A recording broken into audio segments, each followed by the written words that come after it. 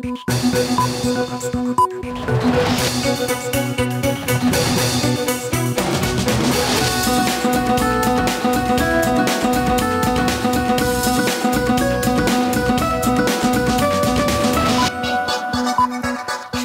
স্বাগত মাছরাঙা সংবাদে। আপনাদের সঙ্গে আছি আমি নাবিলা ফেরদৌস।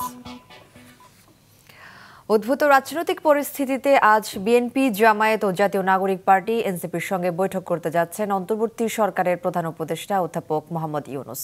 শুক্রবার রাতে সংঘর্ষকে ঘিরে গণ অধিকার পরিষদের সভাপতি নুরুল হকের আহত হওয়ার ঘটনায় রাজনৈতিক পরিস্থিতি উত্তপ্ত হয়ে ওঠে। এমন পরিস্থিতিতে প্রধান উপদেষ্টা সরকারি বাসভবন যমুনায় এই বৈঠক ডেকেছেন। জামায়াতে ইসলামীর সঙ্গে বিকেল 4:30 ও এনসিপির সঙ্গে সন্ধ্যা 6:30 ও বিএনপির সঙ্গে সন্ধ্যা 7:30টায় বৈঠক হওয়ার কথা। বৈঠকে দেশের বর্তমান পরিস্থিতি ও নির্বাচন নিয়ে আলোচনা হতে পারে। বৈঠকে জাতীয় পার্টির বিরুদ্ধে ব্যবস্থা নেওয়ার বিষয়টিও আলোচনায় আসতে পারে। গণ অধিকার পরিষদের সভাপতি নুরুল হক নূরের স্বাস্থ্যের অবস্থা উন্নতির দিকে। ঢাকা মেডিকেলের পরিচালক ব্রিগেডিয়ার জেনারেল মোহাম্মদ আসাদুজ্জামান জানিয়েছেন, নূরের সিটি স্ক্যান রিপোর্ট ভালো এসেছে, মস্তিষ্কে রক্তক্ষরণ কমছে। এক সপ্তাহের মধ্যে নুরুল হক নূরকে রিলিজের প্রত্যাশা করা হচ্ছে বলেও জানান পরিচালক। গত শুক্রবার রাতে রাজধানীর কাকরাইলে সংঘর্ষের ঘটনায় গুরুতর আহত হন নূর। তারপর তাকে হাসপাতালে ভর্তি করা হয়। চট্টগ্রাম বিশ্ববিদ্যালয়ের সব বিভাগের পরীক্ষা স্থগিত করেছে কর্তৃপক্ষ। গতকাল শনিবার দিবাগত রাতে কয়েক দফায় স্থানীয় বাসিন্দাদের সঙ্গে সংঘর্ষের পর এই সিদ্ধান্ত নেওয়া হয়। তবে বিভাগগুলোর ক্লাস চলমান থাকবে। চট্টগ্রাম বিশ্ববিদ্যালয় কর্তৃপক্ষ জানিয়েছে, শিক্ষার্থীদের যাতায়াতের মাধ্যম শাটল ট্রেন নিয়মিত সূচিতে চলবে। এর আগে গতকাল রাত 12:15 বিশ্ববিদ্যালয়ের 2 নম্বর গেট এলাকায় স্থানীয় বাসিন্দাদের সঙ্গে শিক্ষার্থীদের সংঘর্ষ, পাল্টাপাল্টি ধাওয়ার ঘটনা ঘটে। বিশ্ববিদ্যালয়ের এক ছাত্রীকে মারধরের পর এ পরিস্থিতি সৃষ্টি হয় বলে জানিয়েছেন প্রত্যক্ষদর্শীরা। সংঘর্ষে অন্তত 60 শিক্ষার্থী আহত হন। পরে রাত 3:30টার দিকে সেনাবাহিনীর সদস্যরা ঘটনাস্থলে গেলে পরিস্থিতি নিয়ন্ত্রণে আসে। দর্শক, কিছুক্ষণ আগে চট্টগ্রাম বিশ্ববিদ্যালয় থেকে সেখানকার সবশেষ পরিস্থিতির খবর জানিয়েছেন সিনিয়র রিপোর্টার নাজমুল সাদেকি। চট্টগ্রাম বিশ্ববিদ্যালয়ে থমথমে অবস্থা বিরাজ করছে। প্রধান ফটকে শিক্ষার্থীরা অবস্থান নিয়ে বিক্ষোভ করছে, নানা স্লোগান দিচ্ছে। দরজাটি বন্ধ, চট্টগ্রাম বিশ্ববিদ্যালয়ে প্রবেশ করতে হলে এখন সেটা সম্ভব নয় শিক্ষার্থী ছাড়া অন্য কারো। এবং জানিয়ে রাখি, শিক্ষার্থীরা কিন্তু ক্লাস বর্জন করছে নিজে থেকেই। কেউ যে আসলে পুরো সবগুলো বন্ধ করেছে তা নয়, নিজেরাই শিক্ষার্থীরা যাচ্ছে না, সেজন্য ক্লাস বর্জন হয়ে আছে। এবং যেটি জানিয়ে রাখি যে এই যে গত রাতের যে ঘটনাটি ঘটেছে, সে তুচ্ছ ঘটনাটি ঘটেছে এবং সারা রাত সংঘর্ষ হয়েছে, অনেক শিক্ষার্থী আহত হয়েছে, যেটা বিশ্ববিদ্যালয় প্রশাসনও দাবি করছে। এবং বিশ্ববিদ্যালয় প্রশাসন বলছে যে তারা আসলে এটির প্রয়োজনীয় ব্যবস্থা নিতে চায়, কিন্তু প্রশাসন থেকে সহায়তা পাচ্ছে না। পুলিশকে বলা হচ্ছে, পুলিশ তাকে বিশ্ববিদ্যালয় প্রশাসনকে সরি বলছে। ঠিক এমন বাস্তবতায় তারাও আসলে নিরুপায় হয়ে গেছে এবং তারা বলছে যে তারা সরকারের উচ্চ পর্যায়ে যোগাযোগ করছে এবং শুধু পুলিশ নয়, র্যাব সহ অন্যান্য বাহিনীগুলো যাতে এই গত রাতের ঘটনার সাথে যারা যুক্ত তাদের গ্রেপ্তার করে সেই বিষয়ে জোর প্রচেষ্টা চালায়, সে ব্যাপারে তারা চেষ্টা করছে এবং বিভিন্ন জায়গায় বলছে। এবং যেটি জানিয়ে রাখি যে বিশ্ববিদ্যালয় কর্তৃপক্ষ জানিয়েছে তারা একটি জরুরি মিটিং ডেকেছে, সেখান থেকে আসলে পরবর্তী সিদ্ধান্ত হবে কি করা যায়, করণীয় কি। ঢাকা বিশ্ববিদ্যালয় কেন্দ্রীয় ছাত্র সংসদ, ডাকসু ও হল সংসদ নির্বাচনের 6ষ্ঠ দিনের মতো চলছে প্রচারণা। প্রার্থীরা শিক্ষার্থীদের কাছে নিজেদের জন্য চাচ্ছেন ভোট, দিচ্ছেন নানা প্রতিশ্রুতি। এদিকে নির্বাচনের জন্য 210টি বুথ বাড়ানোর সিদ্ধান্ত নিয়েছে নির্বাচন কমিশন। সকালে বিশ্ববিদ্যালয়ের চিফ রিটার্নিং কর্মকর্তার কার্যালয়ে এই সিদ্ধান্তের কথা জানান প্রধান নির্বাচন কমিশনার অধ্যাপক ডক্টর মোহাম্মদ জসিমউদ্দিন। সেক্ষেত্রে মোট বুথ সংখ্যা দাঁড়িয়েছে 710টিতে। তবে বুথ সংখ্যা বাড়লেও বাড়েনি ভোট কেন্দ্র। পূর্ব ঘোষিত 8টি কেন্দ্রে ভোট হবে। বিজ্ঞপ্তিতে আরও জানানো হয়, 4 দিন ক্লাস পরীক্ষা বন্ধ ঘোষণা করেছে প্রশাসন। এদিকে নির্বাচনী পরিবেশ নিয়েও কোনো শঙ্কা নেই বলে জানান। যে সকল অভিযোগ এসেছে সেগুলো তদন্ত কমিটি গঠন করে ব্যবস্থা নেওয়া হচ্ছে। গত 22 আগস্ট ডাকসুর ভোট কেন্দ্রের তালিকা ঘোষণা করার পর থেকে ভোট কেন্দ্র বাড়ানোর জন্য দাবি জানিয়ে আসছেন প্রার্থীরা। দর্শক, সিনেট ভবনের সামনে থেকে ডাকসু নির্বাচন পরিস্থিতি নিয়ে সরাসরি জানাচ্ছেন স্টাফ রিপোর্টার দাউদ হাসান। দাউদ, প্রচার কেমন, পরিবেশ নিয়ে শিক্ষার্থীরা কি বলছেন?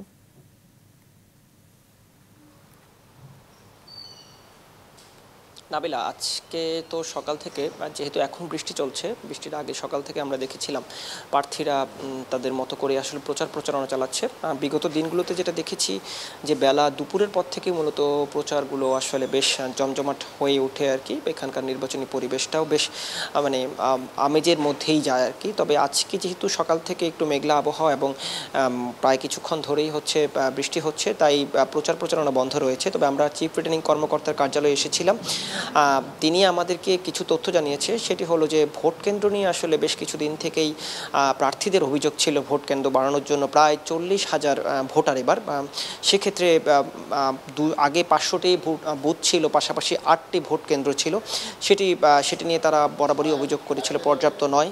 সেক্ষেত্রে এবার বারবার অভিযোগের পরে আসলে চিফ রিটার্নিং কর্মকর্তা সিদ্ধান্ত নিল যে বুথ সংখ্যা না বাড়ালেও ভোট কেন্দ্র সংখ্যা না বাড়ালেও বুথ সংখ্যা বাড়াবে, সেটিই করেছে। সেক্ষেত্রে 210টি বুথ বাড়িয়েছে। পাশাপাশি কিন্তু সময় বাড়ানোর কথাও বলেছে, যেহেতু সব শিক্ষার্থীরাই, ভোটাররাই যেন আসলে ভোট দিতে পারে একটু উৎসবমুখর পরিবেশে, সেই কথা মাথায় রেখেই কিন্তু এবার ভোটের যে সময়টি সেটিও বাড়িয়ে 1 ঘন্টা বাড়িয়েছে। সেক্ষেত্রে বিকেল 3টা থেকে 4টা করা হয়েছে। শুরু হবে ভোট কিন্তু সকাল 9টা থেকে। এবং নির্বাচনী পরিবেশ নিয়ে আসলে প্রার্থীরা বারবারই কিন্তু চিফ রিটার্নিং কর্মকর্তার কার্যালয়ে আমরা দেখেছি বিভিন্ন প্যানেলের প্রার্থীরা এসে অভিযোগ করছে এবং একে অপরের বিরুদ্ধে অভিযোগ করছে। সেই অভিযোগ নিয়েও কিন্তু আসলে আমলে নিয়ে চিফ রিটার্নিং কর্মকর্তার কার্যালয় থেকে জানানো হয়েছে, সেই অভিযোগ নিয়েও কাজ করছে। এখন পর্যন্ত ডাকসু থেকে এই ছিল আমার কাছে সর্বশেষ। নাবিলা। দাউদ, আপনাকে ধন্যবাদ। ডাকসু নির্বাচনের প্রচার নিয়ে জানালেন সহকর্মী দাউদ হাসান। রাজশাহী বিশ্ববিদ্যালয় ছাত্রদল সভাপতি সুলতান ইসলাম রাহির নেতৃত্বে নেতাকর্মীরা ডাকসু নির্বাচন মনোনয়ন ফরম বিতরণ অফিসে চেয়ার টেবিল ভাঙচুর করে কার্যালয়ের গেটে তালা দিয়েছেন। বেলা 11টার দিকে এই ঘটনা ঘটে। ফলে ডাকসু নির্বাচন কমিশন আজকে শেষ দিনের মনোনয়ন ফরম বিতরণ শুরু করতে পারেনি।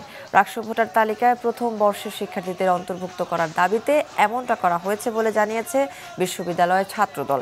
এ সময় প্রথম বর্ষের ভোটাধিকার দিতে হবে স্লোগান দেন সংগঠনটির নেতাকর্মীরা। এ ঘটনার পর মনোনয়ন নিতে আসা বেশ কিছু প্রার্থী ফিরে যান। এই মুহূর্তে সাধারণ শিক্ষার্থীদের সাথে হট্টগোল চলছে ছাত্রদলের। টাঙ্গাইলের ভুয়াপুরে কাদের সিদ্দিকীর অনুষ্ঠানে উত্তেজনা ও মারধরের ঘটনা ঘটেছে।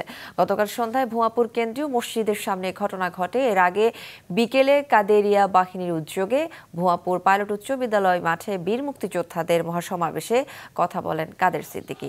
সমাবেশ শেষে উপজেলা কৃষক শ্রমিক জনতা লীগের সভাপতি রফিকুল ইসলাম রফিকের ছেলের ওপর হামলা চালায় স্থানীয় ছাত্রদল ও যুবদলের নেতাকর্মীরা বলে অভিযোগ ওঠে। এদিকে সমাবেশ শেষে স্থান ত্যাগ করার সময় তাদের কাদের সিদ্দিকীর গাড়ি বহরের সামনে দালাল দালাল স্লোগান দেওয়া হয়। পরে পুলিশ পাহারায় স্থান ত্যাগ করেন কাদের সিদ্দিকী। এবারে আন্তর্জাতিক। চীনের সাথে সম্পর্কের ক্ষেত্রে ইতিবাচক দিক নির্দেশনা উল্লেখ করে আস্থা ও শ্রদ্ধার ভিত্তিতে সম্পর্কে এগিয়ে নেওয়ার প্রতিশ্রুতি ব্যক্ত করেছেন ভারতের প্রধানমন্ত্রী নরেন্দ্র মোদী। রবিবার সাংহাই সহযোগিতা সংস্থার আঞ্চলিক নিরাপত্তা ব্লকের শীর্ষ সম্মেলনের সাইডলাইনে চীনের প্রেসিডেন্ট শি জিনপিং এর সঙ্গে সাক্ষাৎ করেন ভারতের প্রধানমন্ত্রী নরেন্দ্র মোদী। দীর্ঘ 7 বছর পর চীন সফরে গেছেন মোদী। চীনের তিয়ানজিন শহরে আজ থেকে শুরু 2 দিনের সাংহাই কোঅপারেশন অর্গানাইজেশনের সম্মেলন। মোদী ও রুশ প্রেসিডেন্ট ভ্লাদিমির পুতিন সহ 20টিরও বেশি দেশের রাষ্ট্রপ্রধানরা যোগ দেবেন এই সম্মেলনে। গাজা উপত্যকার বিভিন্ন স্থানে ইসরায়েলি হামলায় একদিনে আরও 77 প্যালেস্টাইনি নিহত হয়েছেন। এর মধ্যে কেবল গাজা নগরীতেই প্রাণ হারিয়েছেন 47 জন। ইসরায়েলের বোমা বর্ষণ ও জোরপূর্বক উচ্ছেদ অভিযানের মুখে গাজা নগরী ছেড়ে পালাচ্ছেন শত শত প্যালেস্টাইনি। নুসরাইয়ত শরণার্থী শিবিরের পশ্চিম দিকে দেইর আল বালার কাছে বহু পরিবার খোলা আকাশের নিচে অস্থায়ী তাঁবুত ফেলতে শুরু করেছে। এদের অধিকাংশকেই একাধিকবার ঘরবাড়ি ছেড়ে পালাতে হয়েছে। এদিকে শহর দখল ও প্রায় 10 লাখ মানুষকে বাস্তুচ্যুত করার লক্ষ্যেই এই অভিযান, এমন আশঙ্কা জানিয়েছে জাতিসংঘের শরণার্থী সংস্থা UNRWA। ধ্বংসস্তূপে উদ্ধার কাজ চালিয়ে যাচ্ছেন স্বেচ্ছাসেবকরা।